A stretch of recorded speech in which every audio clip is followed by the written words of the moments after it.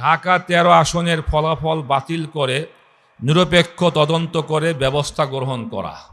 সরকারের কাছে আমাদের প্রশ্ন, যার নির্বাচনী ফলাফল প্রশ্নবিদ্ধ এবং যার বিরুদ্ধে কারচুপির অভিযোগ উত্থাপিত হয়েছে, তাকে শিক্ষা মন্ত্রণালয়ের দায়িত্বে বসিয়ে সরকার জাতিকে কি বার্তা দিতে চায়?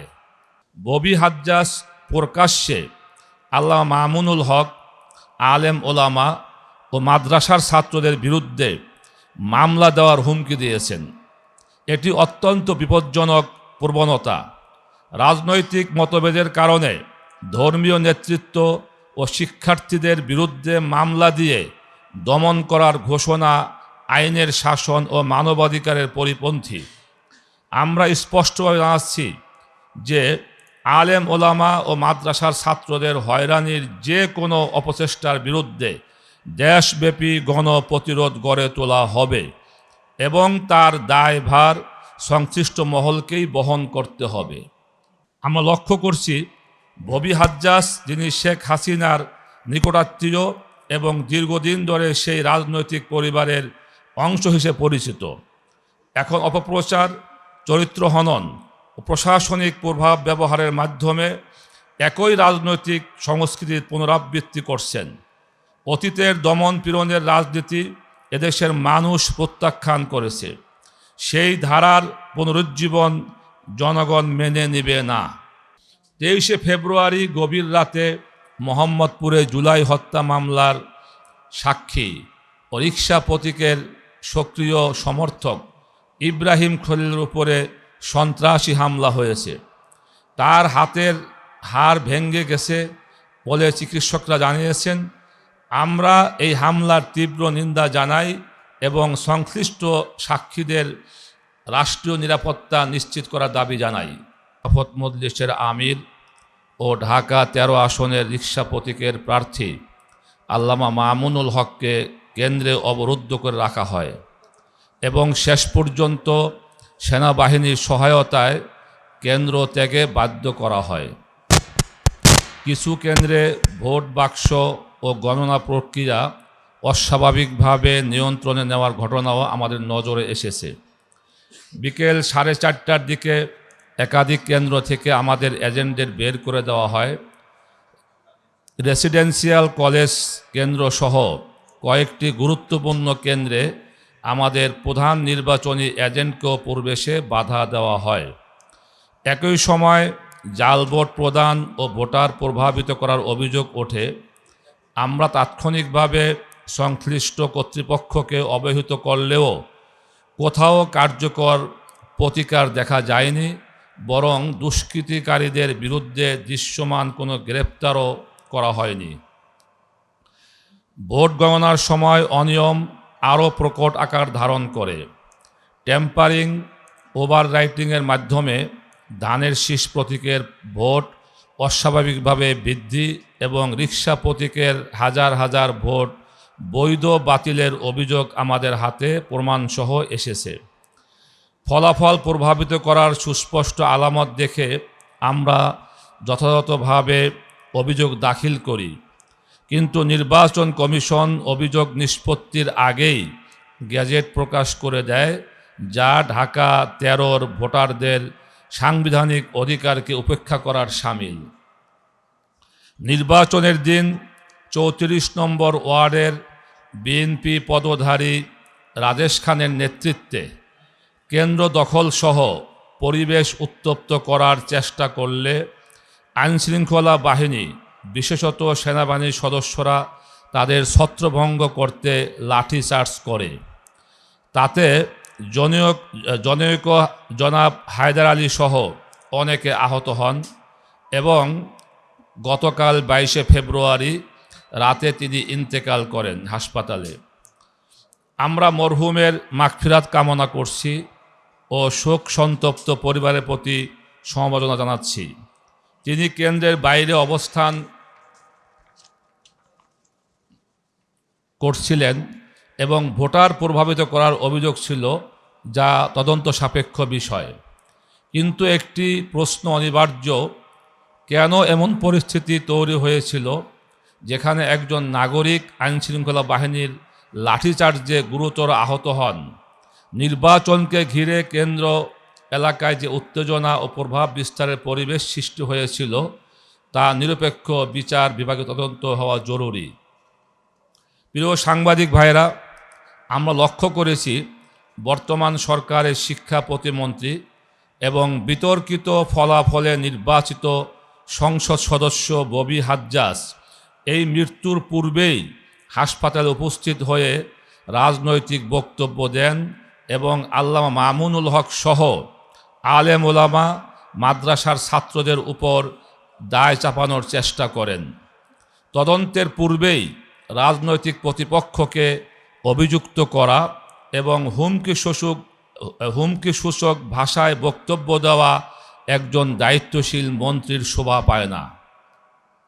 আমরা সরাসরি কাউকে অভিযুক্ত করছি না, তবে নির্বাচনের দিন সৃষ্ট উত্তেজনাপূর্ণ পরিবেশ, পরবর্তী রাজনৈতিক ভাষ্য এবং একতরফা দোষারোপ এসব মিলিয়ে জনমনে স্বাভাবিকভাবেই প্রশ্ন তৈরি হয়েছে। সেই প্রশ্নের জবাব দিতে পারে ঢাকা 13 আসনের গোটা নির্বাচন নিয়ে একটি স্বাধীন ও বিচার বিভাগীয় তদন্ত। এছাড়া আমরা গভীর উদ্বেগের সঙ্গে জানাচ্ছি, ববি হাজ্জাজ প্রকাশ্যে আল্লামা মামুনুল হক, আলেম ওলামা ও মাদ্রাসার ছাত্রদের বিরুদ্ধে মামলা দেওয়ার হুমকি দিয়েছেন। এটি অত্যন্ত বিপজ্জনক প্রবণতা। রাজনৈতিক মতভেদের কারণে ধর্মীয় নেতৃত্ব ও শিক্ষার্থীদের বিরুদ্ধে মামলা দিয়ে দমন করার ঘোষণা আইনের শাসন ও মানবাধিকারের পরিপন্থী। আমরা স্পষ্টভাবে জানাচ্ছি যে আলেম ওলামা ও মাদ্রাসার ছাত্রদের হয়রানির যে কোনো অপচেষ্টার বিরুদ্ধে দেশব্যাপী গণপ্রতিরোধ গড়ে তোলা হবে এবং তার দায়ভার সংশ্লিষ্ট মহলকেই বহন করতে হবে। আমরা আরও সতর্ক করে দিতে চাই, রিকশা প্রতীকের সমর্থক, এজেন্ট বা নেতাকর্মীদের বিরুদ্ধে যদি মিথ্যা মামলা, গ্রেপ্তার বা হয়রানি করা হয়, তার পূর্ণ দায় সংশ্লিষ্ট কর্তৃপক্ষকে নিতে হবে। চোখের সামনে ফলাফল বিকৃত হওয়ার অভিযোগ থাকা সত্ত্বেও আমরা তাৎক্ষণিক কঠোর কর্মসূচিতে যাইনি, কারণ আমরা অস্থিতিশীলতা চাইনি। কিন্তু আমাদের দায়িত্বশীলতাকে দুর্বলতা মনে করলে তা হবে মারাত্মক ভুল। আমরা লক্ষ্য করছি ববি হাজ্জাজ, যিনি শেখ হাসিনার নিকটাত্মীয় এবং দীর্ঘদিন ধরে সেই রাজনৈতিক পরিবারের অংশ হিসেবে পরিচিত, এখন অপপ্রচার, চরিত্র হনন ও প্রশাসনিক প্রভাব ব্যবহারের মাধ্যমে একই রাজনৈতিক সংস্কৃতির পুনরাবৃত্তি করছেন। অতীতের দমন পীড়নের রাজনীতি এদেশের মানুষ প্রত্যাখ্যান করেছে। সেই ধারার পুনরুজ্জীবন জনগণ মেনে নেবে না। সরকারের কাছে আমাদের প্রশ্ন, যার নির্বাচনী ফলাফল প্রশ্নবিদ্ধ এবং যার বিরুদ্ধে কারচুপির অভিযোগ উত্থাপিত হয়েছে, তাকে শিক্ষা মন্ত্রণালয়ের দায়িত্বে বসিয়ে সরকার জাতিকে কি বার্তা দিতে চায়? শিক্ষা মন্ত্রণালয় ভবিষ্যৎ প্রজন্মের নৈতিক ও মানসিক গঠনের সঙ্গে সম্পৃক্ত। সেখানে বিতর্কিত ব্যক্তিকে প্রতিমন্ত্রী করা জনগণের আস্থাকে ক্ষুণ্ণ করে। ঢাকা 13 ঘটনায় শেষ নয়। নেত্রকোনা 1, সিলেট 3, চট্টগ্রাম 5, ফরিদপুর 2, শরীয়তপুর 1, সিরাজগঞ্জ 3, মৌলভীবাজার 4 ও গাজীপুর 3 আসন সহ বিভিন্ন স্থানে আমাদের এজেন্টদের বের করে দেওয়া, জাল ভোট প্রদান ও ভোটারদের ভয়ভীতি প্রদর্শনের অভিযোগ এসেছে।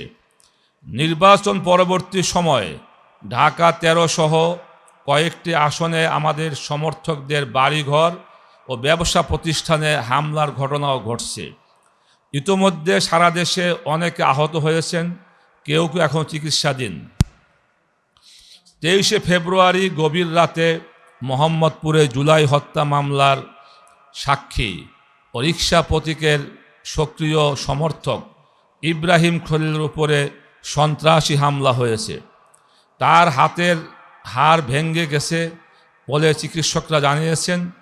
আমরা এই হামলার তীব্র নিন্দা জানাই এবং সংশ্লিষ্ট সাক্ষীদের রাষ্ট্রীয় নিরাপত্তা নিশ্চিত করার দাবি জানাই। আমাদের দাবিসমূহ: ১. ঢাকা ১৩ আসনের ফলাফল বাতিল করে নিরপেক্ষ তদন্ত করে ব্যবস্থা গ্রহণ করা। ২. জনাব হায়দার আলীর মৃত্যুসহ ঢাকা ১৩ আসনের গোটা নির্বাচনী অনিয়ম বিচার বিভাগীয় তদন্ত। ৩. ইব্রাহিম খলিলের উপর হামলার সুষ্ঠু তদন্ত ও দোষীদের দৃষ্টান্তমূলক শাস্তি। ৪. সারা দেশে নির্বাচনী অনিয়ম তদন্তে স্বাধীন কমিশন গঠন। ৫. রাজনৈতিক হয়রানি ও মিথ্যা মামলা বন্ধ করা। ৬.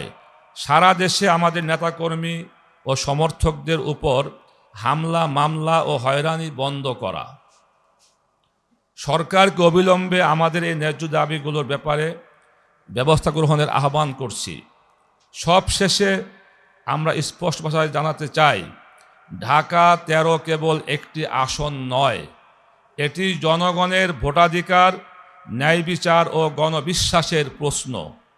জনগণের রায় বিকৃত করে ক্ষমতার দম্ভ প্রদর্শন করলে তা দীর্ঘস্থায়ী হবে না। জনগণের অধিকার প্রতিষ্ঠার প্রশ্নে আমরা আপোষহীন। তাই জাতীয় সংসদ, আদালত ও রাজপথে কর্মসূচি ঘোষণার মাধ্যমে আমরা আন্দোলনের পথে অগ্রসর হতে বাধ্য হব। আসসালামু আলাইকুম ওয়া রাহমাতুল্লাহ। জালালউদ্দিন আহমদ, মহাসচিব, বাংলাদেশ খেলাফত মজলিস।